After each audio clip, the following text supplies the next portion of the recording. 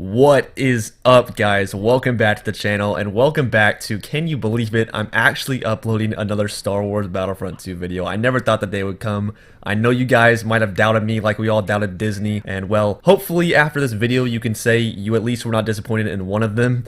So why make Battlefront 2 videos again? Why would I even try to do this? For one, the release of JJ's interesting episode 9, as we'll call it, as well as the highly respectable Mandalorian, seems to have brought a lot of fans back to life in the community, especially in the form of memes, of course. I mean, look at this stuff. Baby Yoda literally started a movement. I was closer to buying this swole Baby Yoda tank top than I ever was to buying a Lego Porg 2 years ago. I mean, really, they are popping these things out faster than Rey learned the Force, and that's saying something, alright? But number two, a lot of my OG fans have been begging and begging for me to come back and return to this game and make some videos and make some content on it.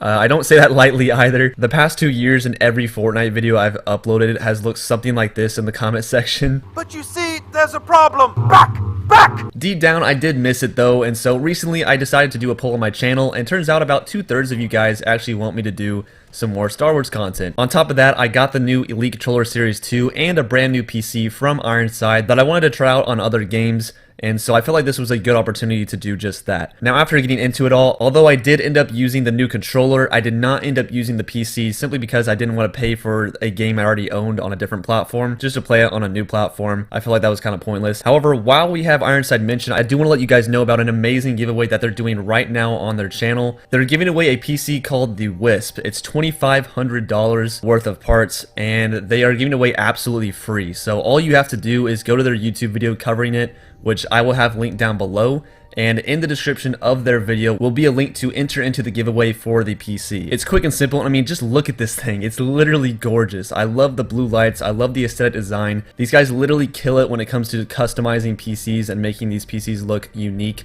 So if you guys want a chance at winning a free $2,500 PC, I'll have it again linked down below in my description. Go to their video, find out more about the specs, find out everything you want to know, and sign up for the giveaway. With all that said, guys, let's experience Star Wars Battlefront 2 in 2020. So right off the bat, the first screen I was brought to was a harmless update screen, right? Complete with a revolutionary new background, original to Star Wars, of course. I must be talking about the black space with a single planet included specifically for your viewing pleasure, right? Originality, 10 out of 10. Soon enough, however, the wait was over, and I was quickly greeted with an updated load screen where I see, bam, red helmets. Instantly, I am more inclined to play this game. I mean, I know these guys were completely useless in episode 9 and served no purpose whatsoever besides basically attracting your eyes, but I think we can all agree they do a pretty good job at doing just that. They do a really good job at just capturing your attention, and they look great. I mean, come on. After my roughly 3-minute craze over the new red helmets was over, I soon came back to the realization that I'm playing a game developed by EA. And I'm not exaggerating when I say this, it took 5 more minutes to load into the game for the first time after the update. I'm not sure if that's a normal thing or if that's just maybe a syncing of the data from the update. Not too sure, but nonetheless, not off to a great or optimal start. Next up, we're greeted with this fine lady. I think that's, yeah, let's go with that. I'm not sure where this design came from, but it looks like a mix between a commando helmet, the officer class, and a pair of dice. Personally, not a big fan, but I mean, let's just leave it at that. To each their own. The first thing that I noticed besides the Dice Lady was that I had 8 unopened crates. And like any sane individual given a gift, I opened them all at a very, respectable and slow rate.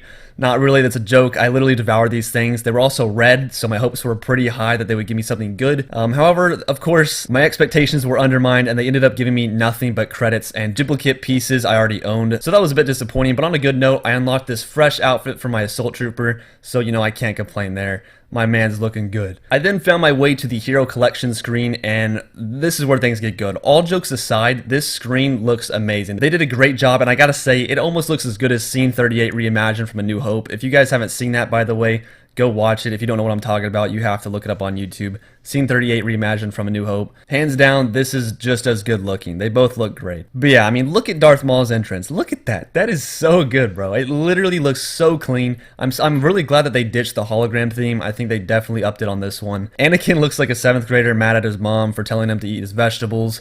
They nailed Dooku and Obi-Wan. It's kind of hard to not get Grievous right, and of course Finn is just looking around for Rey. Let the man be. Alright, I think we're finally ready for an actual match. Wait, what is Star Wars Celebration? And it's taking me to the marketplace. Did they really add an addition to this game? Hold on. and they want my money. Nope, nope, nope, 25 bucks, you can forget it. Back! Back! Alright, so I'm loading into a match of Supremacy. At this point, I'm feeling mad confident. You know, how hard can this game be? And then I saw my teammates' names and quickly realized my sudden fate. It's not good. The game must have known that I was a bit new, and so I clearly was placed in a squad suitable to my skill level, as indicated by the fact that they all have numbers in their name. Alright, now, what you're about to witness here is painful, but genuine, alright? It's kind of like my Delicious Noob video. I never thought I'd say this, but this is actually what I look like as a genuine delicious noob. The next 5 minutes consisted of me running around like a headless chicken, completely unaware of my surroundings. You can just tell by the way that I'm walking that I'm about to get absolutely smacked. I have no idea what I'm doing at all. I could barely look around without feeling scared for my life. Now, after a few moments, I finally rediscovered my favorite part about this class, and that's the Vanguard. I know it's completely cheap, but come on, you gotta admit it's pretty fun. And of course, I hit a rather nasty clip, if I do say so myself. It wasn't clean by any means, but hey, it's the first time in 2 years, so don't rush me, right? I then got spanked by Grievous because I'm not paying attention half the time. And so yeah, now we're going to turn our attention to the Clone Commando. The Commando reminds me of exactly what Episode 9 was. It looked great visually, don't get me wrong, but it could have been just so much better, you know? Perhaps it's just the fact that I'm a complete noob and don't know half the abilities in this game, but I could not figure out, to save my life, a really effective strategy to pull off with this guy. There was one point where I was clearly hitting this droid speeder with a grenade launcher, but the bullets just were not registering, alright? I don't know what was going on. Clearly, as you can see by the clips, there's no way I can miss, right? So at the end of the day, I threw a pretty big fit and ditched the class as soon as I could. And by that, of course, I mean I shot Grievous point blank with a grenade launcher. It tickled his health bar, and I did everything in my power to not die, and I still died. I mean, look at this clip. Tell me what I could have done different. I had strategic rolls and everything, and I still died. Next up, I have 2 clips of me getting completely spawn killed. It wouldn't let me move before I died.